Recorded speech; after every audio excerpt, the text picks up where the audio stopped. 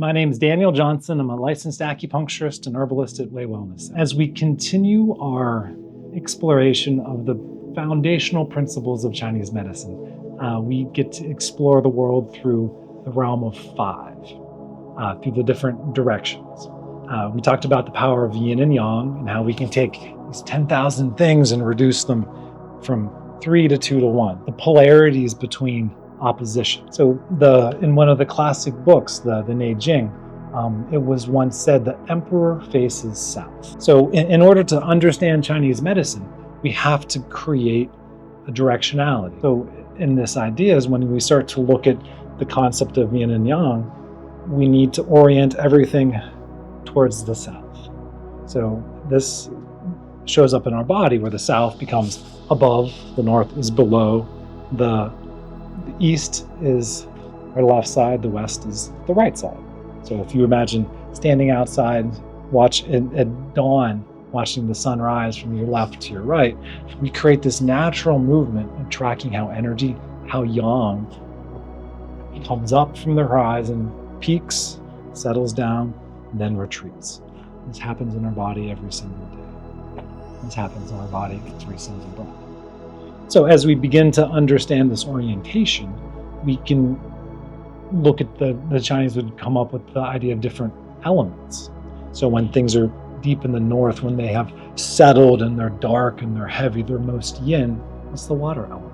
That involves the kidneys, that involves the reproductive system, resting, deep stillness.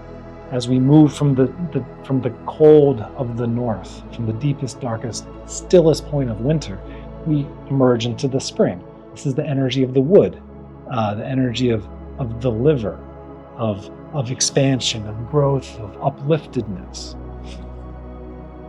As we expand, eventually we hit summer. We come into the south. This is the realm of fire, of peak potential, of upliftedness, of expansiveness that can't go any further. Once it does, it begins to draw back down. We've hit the peak of yang, so we now have to come down and enter into the west, the metal phase. This is when we start to cut things away. We start to harvest. We start to draw into the energy of the fall. This is the lung. This is the large intestine. This involves the process of letting go and retreating back into the north, back into the deepest part of yin. As we look at that model then, as energy moves from yin up to yang and back down, there's a process of it moving into the very center of the body. My teacher calls this the loop. And this is where we engage the energies of the central axis, the energies of the earth, of the digestive system, of the soil. So if we look at this orientation of the yin yang as a compass, we have north, south, east, west, and center, and we've just created the 5 elements. This is a very powerful way of looking at health, looking at imbalances.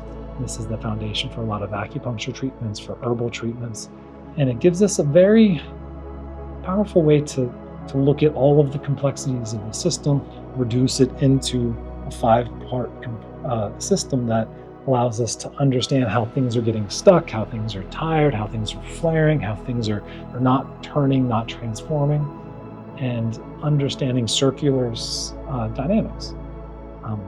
And as we begin to use that model, we can then treat and diagnose at those particular places and have a very powerful way of helping to nourish and rebalance the system.